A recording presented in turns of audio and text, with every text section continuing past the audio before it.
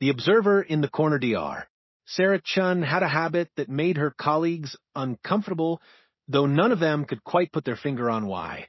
In every meeting room, every conference hall, every social gathering aboard Deep Space Research Station Alpha 7, she always chose the same type of seat, never the front row where eager scientists usually position themselves for better access to presentations, never the comfortable middle sections where most people naturally gravitated, always the back corner, always within 3 steps of an exit, always with a clear line of sight to every entrance.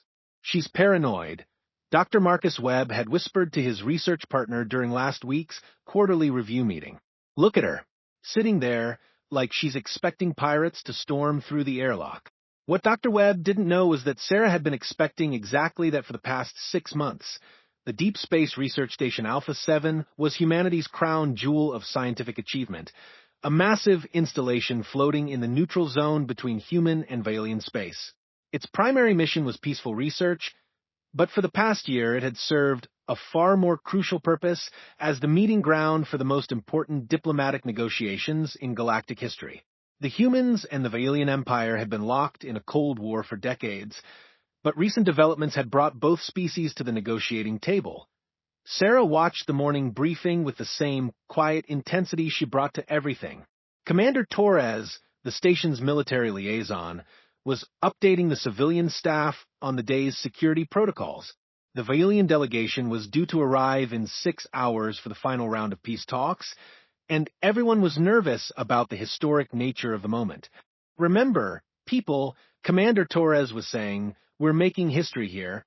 The success of these negotiations could determine whether our children grow up in a galaxy at peace or at war. Sarah's fingers drummed silently against her tablet as she processed this information. What the commander didn't mention, what nobody in this room except Sarah knew, was that the Vailian Separatist Alliance had been intercepting diplomatic communications for weeks. Her former contacts in human intelligence had passed along fragments of chatter suggesting that not everyone in the Vailian Empire wanted peace.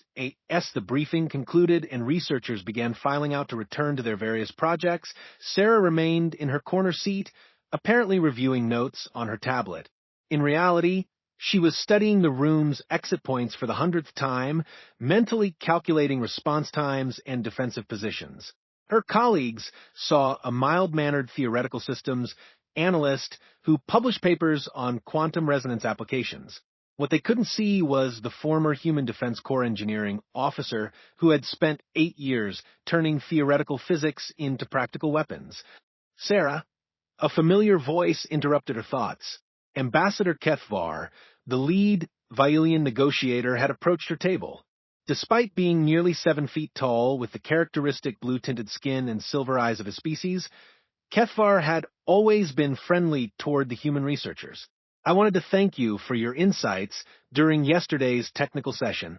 Your work on quantum field stabilization could revolutionize energy distribution across both our territories. Sarah smiled politely, though her enhanced peripheral vision was tracking the positions of everyone else in the room. Just theoretical applications, Ambassador. I'm sure your engineers could find much more practical uses for the technology.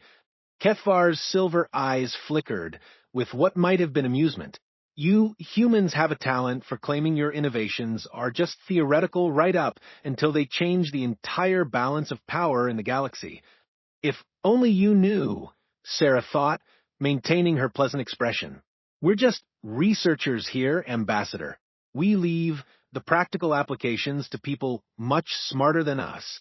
As Kethvar walked away, Sarah returned her attention to her tablet, where she was actually reviewing the station's defensive capabilities. Alpha 7 had been designed as a research facility, not a fortress, but Sarah had spent months identifying every system that could be repurposed in an emergency. The quantum resonance laboratories could generate electromagnetic pulses. The gravity manipulation experiments could create localized distortion fields. The atmospheric processing systems could be converted into delivery mechanisms for everything from knockout gas to defensive barriers. Her colleagues thought she was paranoid. Her former commanding officers would have called her properly prepared. The afternoon brought the usual rhythm of research activities. Sarah attended her scheduled meetings, contributed to discussions on theoretical applications of exotic matter, and mutual respect.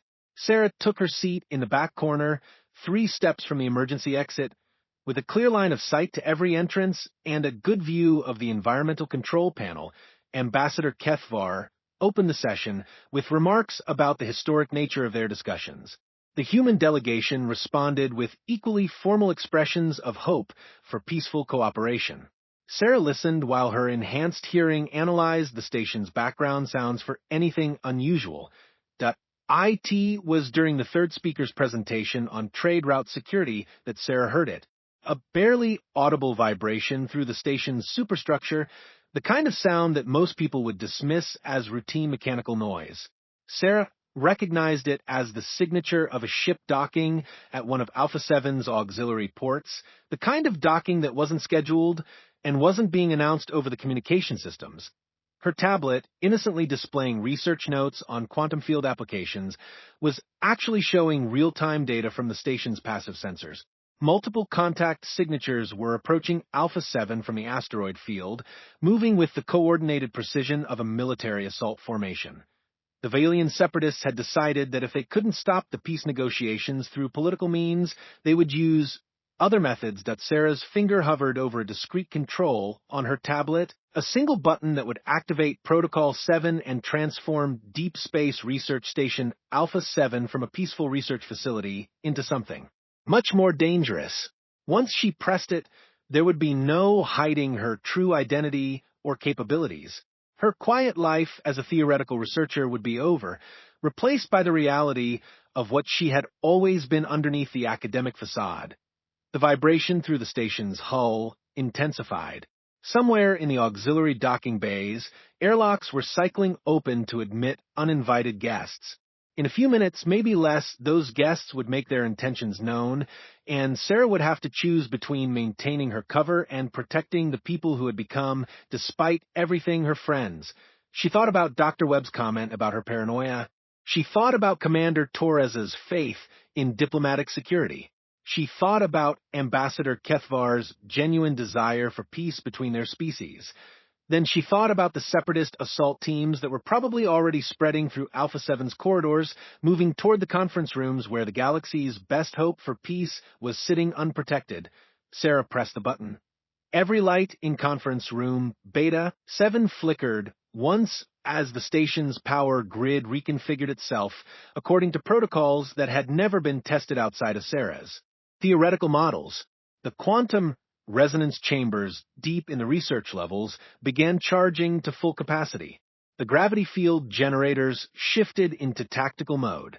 The atmospheric control system started implementing Sarah's custom emergency procedures, and Dr. Sarah Chun, mild-mannered theoretical systems analyst, quietly began the process of becoming someone she had hoped she would never have to be again. The peace negotiations continued, unaware that their protector had just armed herself with the power of an entire space station. When theory becomes practice, the first explosion came exactly 17 minutes after Sarah activated Protocol 7, which matched her tactical projections almost perfectly.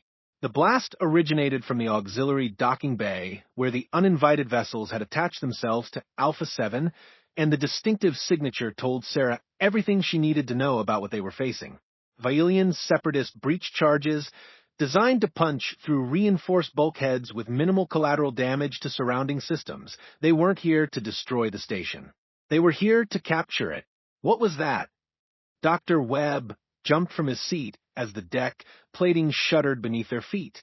Around the conference table, delegates from both species looked around in confusion as emergency lighting strips began flickering from standard white to cautionary amber.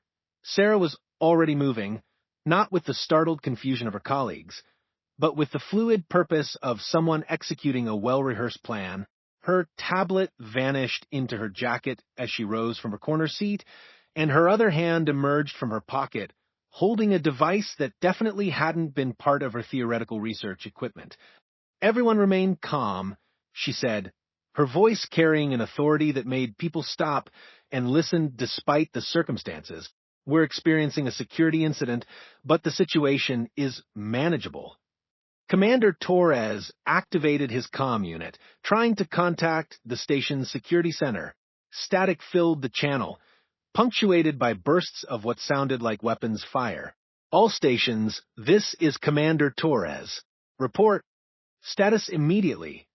More static. Then a voice strained and urgent. Commander, this is Security Station 3. We're under attack by unknown forces. They've breached auxiliary docking bays 7 and 9. Multiple assault teams, military-grade equipment. Request immediate backup. The communication cut off in a burst of electronic noise that Sarah recognized as the signature of a military-grade jamming device. The Separatists had come prepared for a professional operation, which meant they would be systematic, thorough, and very dangerous. How is that possible? Ambassador Kethvar's silver eyes were wide with shock. Our security sensors should have detected any approaching vessels hours ago.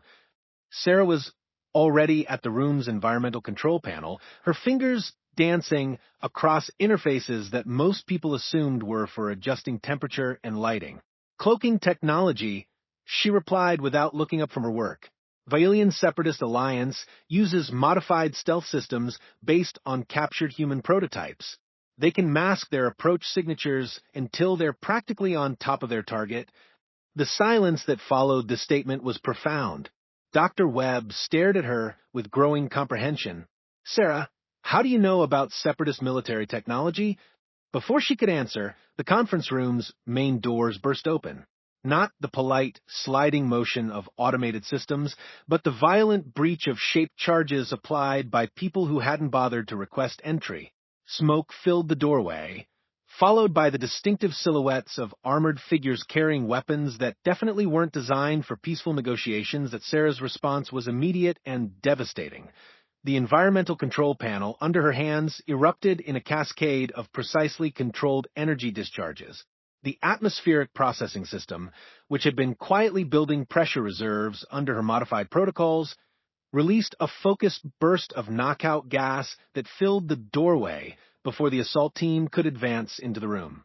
The gravity field generators she had been calibrating for months created a localized distortion that sent the attackers stumbling into each other as their inner ears struggled to process conflicting gravitational signals. The lead Separatist managed 3 steps into the room before Sarah's quantum resonance pulse, carefully tuned to disrupt Vailian neural patterns, sent him crashing to the floor in temporary paralysis. Security breach contained in conference room Beta 7, Sarah announced into her communications device, which was definitely not standard research equipment. Hostile forces neutralized using non-lethal countermeasures. She turned to face the staring delegates, and for the first time since boarding Alpha 7, allowed them to see who she really was. The mild expression was gone, replaced by the focused alertness of a professional soldier. Her posture had shifted into something that spoke of combat training and hard-won experience. Even her voice was different, carrying the crisp authority of someone accustomed to making life-and-death decisions under pressure. Dr. Sarah Chun, Commander Torres said slowly, would you care to explain how you just did that? Certainly, Commander. I'm Lieutenant Colonel Sarah Chun, Human Defense Corps Engineering Division, on special assignment to Alpha 7 under deep cover protocols. My mission was to provide security oversight for these negotiations while maintaining the appearance of civilian research activities. Dr. Webb made a sound that might have been laughter or hysteria. You're military. I'm an engineer who spent 8 years figuring out how to turn theoretical physics into practical weapons, Sarah corrected. The research I've been doing here isn't theoretical. It's been preparation. Another explosion echoed through the station, closer this time. Sarah's enhanced hearing picked up the distinctive sound of energy weapons discharge and the heavier footsteps of assault teams moving through the corridors.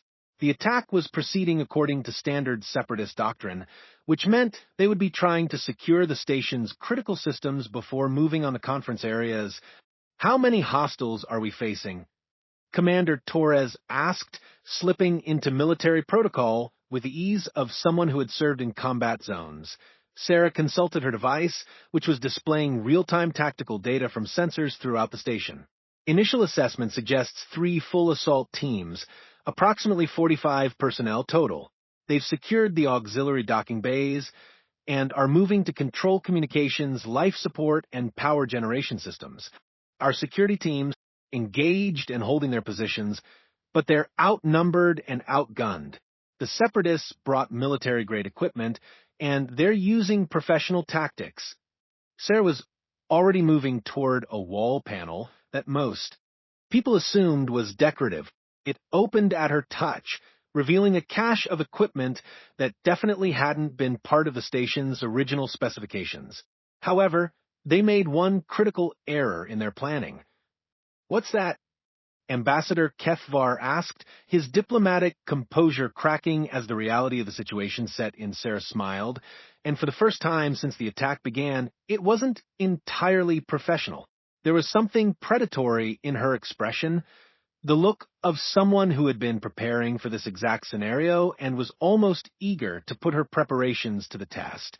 They assumed that Deep Space Research Station Alpha 7 was just a research facility. She pulled a compact device from the cache, something that looked like a cross between a tablet and a military field computer. As it powered up, displays throughout the conference room began showing tactical information that shouldn't have existed on a peaceful research station. Station schematics, security camera feeds, real-time location data for both friendly and hostile forces. "For the past 6 months, I've been modifying every system on this station," Sarah explained as her fingers danced across the device's interface. "The quantum resonance laboratories can generate directed electromagnetic pulses. The gravity research equipment can create localized distortion fields. The atmospheric processing systems can deliver everything from knockout gas to defensive barriers. And the power distribution network can be reconfigured to support all of these modifications simultaneously." As if to demonstrate her point, the lights in the conference room shifted from emergency amber to a steady blue that somehow made everyone feel more alert and focused. Throughout the station, systems that had been quietly modified over months of careful work began shifting into configurations that their original designers had never imagined. "You turned our research station into a fortress," Dr. Webb said, awe and concern warring in his voice. "I turned your research station into the most advanced defensive platform in this sector of the galaxy," Sarah corrected. "The Separatists came here expecting to overwhelm a lightly defended diplomatic facility. Instead, they're about to discover what happens when you attack a position that's been prepared by someone who spent 8 years studying their tactics." Her tactical display updated, showing the locations of the assault teams as they moved deeper into the station. They were following standard doctrine, trying to secure critical systems before moving on their primary objectives. What they didn't know was that every system they were trying to control had been extensively modified and was now under Sarah's direct command. The team, moving toward the power generation center, she announced, highlighting their position on the display. They're about to encounter the first defensive measure. On the screen, they watched as the assault team reached the power center's entrance and began their standard breach procedure. The shaped charges detonated perfectly, opening the reinforced doors exactly as intended. The Separatist troops advanced into the facility with professional efficiency. Then Sarah activated the gravity field generators she had installed in the power center 3 months ago. The effect was immediate and devastating. The assault team found themselves trying to move through gravitational fields that shifted and twisted in ways that their inner ears couldn't process. What should have been a simple advance turned into a stumbling, disorienting nightmare as their sense of up and down became meaningless. Within seconds, the entire team was on the floor, incapacitated by vertigo and unable to coordinate their movements. Gravity distortion fields, Sarah explained to her fascinated audience. Completely non-lethal, but highly effective at neutralizing opponents who depend on conventional movement patterns. The second assault team, moving toward the communications center, met a different fate. As they breached the facility's entrance, Sarah's atmospheric control modifications released a precisely calibrated mixture of gases that didn't harm them, but made their equipment malfunction in very specific ways. Their targeting systems began displaying false information. Their communication devices started interpreting commands incorrectly. Their weapons safeties engaged at random intervals. Selective atmospheric contamination, Sarah noted as they watched the confused Separatist troops trying to figure out why their equipment was behaving erratically. The gases don't affect biological systems, but they play havoc with Violian electronics. The 3rd Assault Team, approaching the Life Support Center, encountered Sarah's masterpiece of defensive engineering. The quantum resonance pulse she had built into the facility's systems didn't just disable their equipment. It temporarily disrupted the neural pathways that controlled their higher cognitive functions, leaving them conscious but unable to process complex tactical information. They're aware of what's happening around them, Sarah explained as they watched the Separatist troops standing motionless in the corridor, staring around in confusion. But they can't make sense of it or formulate responses. The effect will wear off in about 30 minutes, at which point they'll be thoroughly lost and completely non-threatening. Commander Torres stared at the tactical display, where all 3 assault teams were now showing as neutralized. Colonel Chun, you just defeated a professional military assault using non-lethal methods and modified research equipment. The research equipment was never actually for research, Sarah admitted. I've been preparing Alpha 7's defenses since the day I arrived. The Separatists have been planning this operation for months, but I've been preparing for them even longer. Ambassador Kethvar approached Sarah with an expression of profound respect. Colonel, your government anticipated this attack?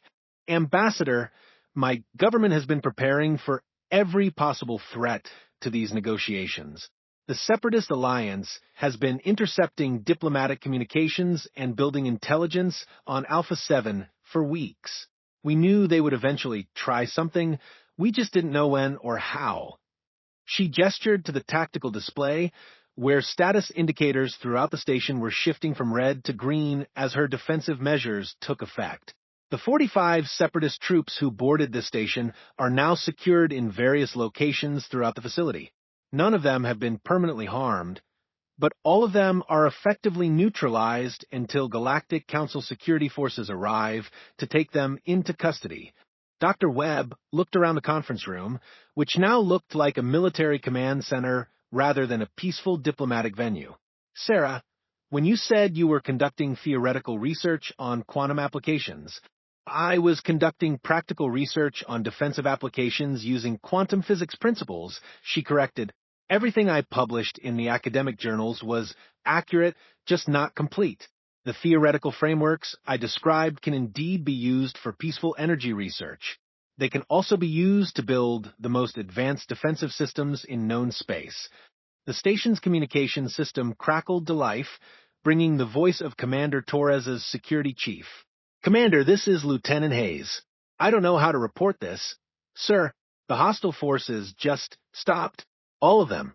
They're secured in various locations throughout the station, and they don't seem interested in continuing their mission. That's because their mission is over, Sarah replied into her communications device. Lieutenant, this is Colonel Chun. Please coordinate with Galactic Council security for prisoner transfer and maintain current containment protocols until they arrive. As the immediate crisis passed, Sarah found herself looking around the conference room at faces that showed a mixture of awe, respect, and careful recalculation. The mild-mannered researcher they thought they knew was gone, replaced by someone who had just demonstrated capabilities that would reshape their understanding of both human technology and human intentions. Ambassador Kethvar, she said formally, I apologize for the deception, but I hope you understand that it was necessary to ensure the success of these negotiations. The Violian diplomat's silver eyes gleamed with something that might have been amusement. Colonel Chun, I believe these negotiations have been more successful than anyone anticipated. You have demonstrated that humans possess not only the technological capability to defend their interests, but the wisdom to do so without unnecessary violence. Sarah nodded, then looked around at her colleagues who were still processing the revelation of her true identity. The question now is whether we can return to the business of building peace between our species. Outside the conference room windows, the stars continued their ancient dance, unchanged by the drama that had played out aboard Alpha 7. But inside the station, something fundamental had shifted. The balance of power, the understanding of capabilities, the recognition of what was possible when preparation met opportunity. The Separatists had come to Alpha 7 expecting to find weakness they could exploit. Instead, they had discovered that sometimes the greatest strength comes from the quiet preparation of those who hope for peace but prepare for war. The engineers' gambit the victory over the assault teams should have been the end of it, but Sarah's tactical display was showing something that made her blood run cold. The Separatist vessels that had delivered the boarding parties were still cloaked in the asteroid field, and they were powering up weapons systems. Commander Torres said, studying the readings over her shoulder, "Those energy signatures don't look like standard assault ship armaments."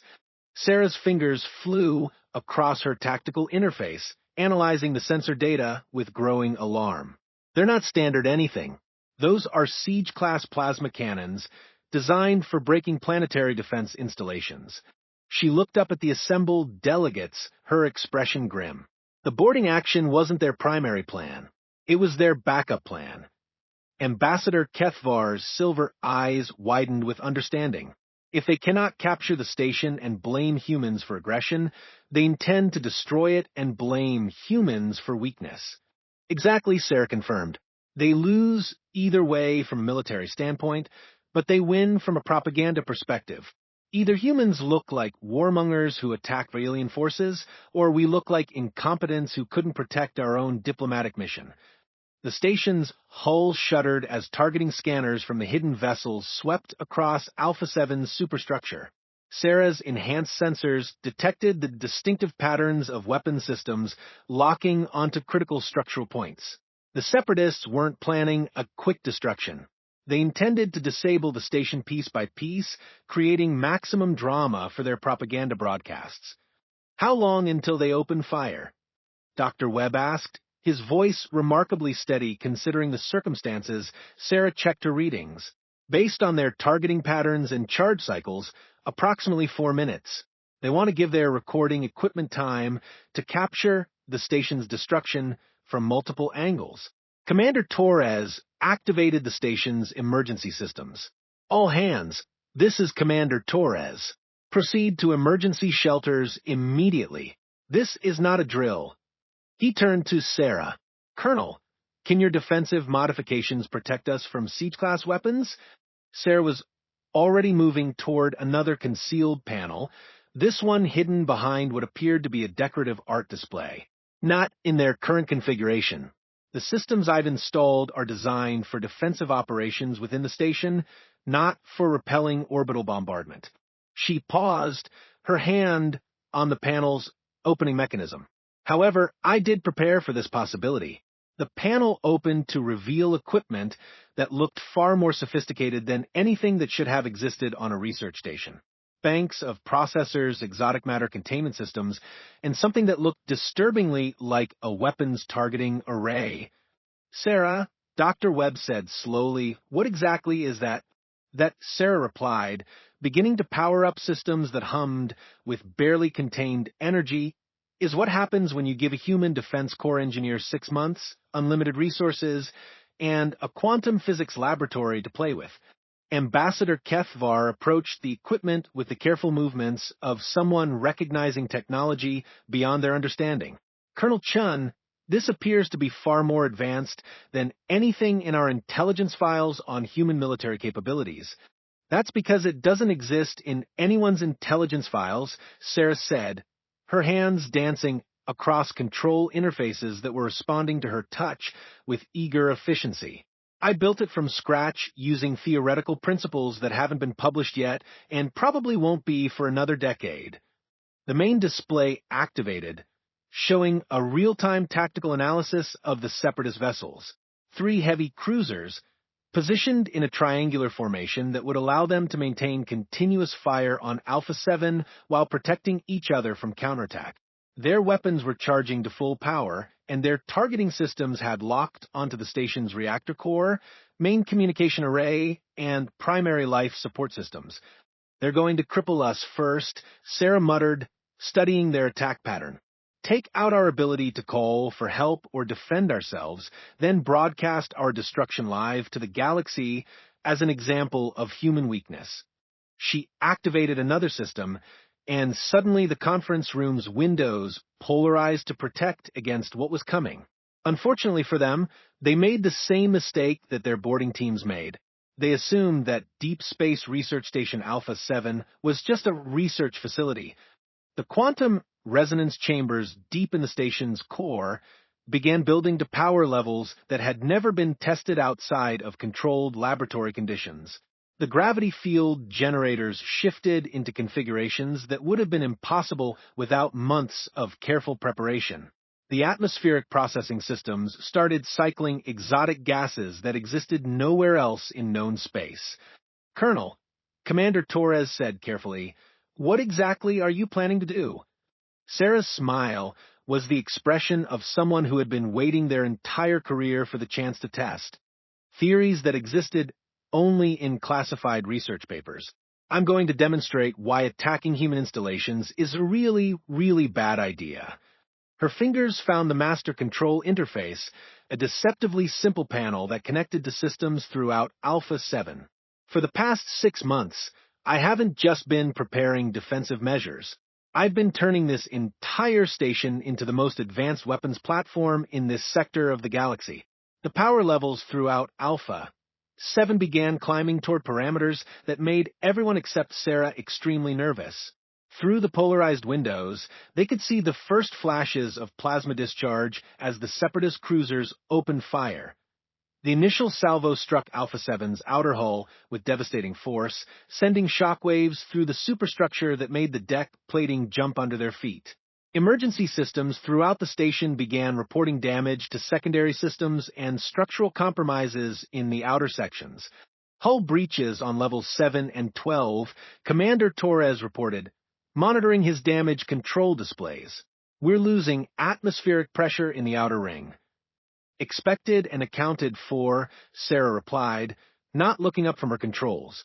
"Those areas were evacuated an hour ago as part of my defensive protocols." The second salvo targeted Alpha 7's communication arrays, the massive dishes and transmission systems that kept the station in contact with the outside galaxy.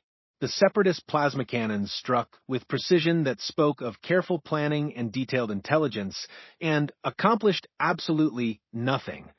"Impossible," Commander Torres stared at his displays, which showed the communication arrays intact despite direct hits from weapons that should have vaporized them completely.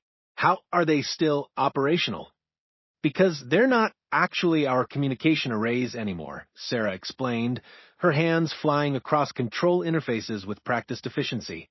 3 months ago, I replaced the primary transmission equipment with holographic projectors backed by localized gravity field generators.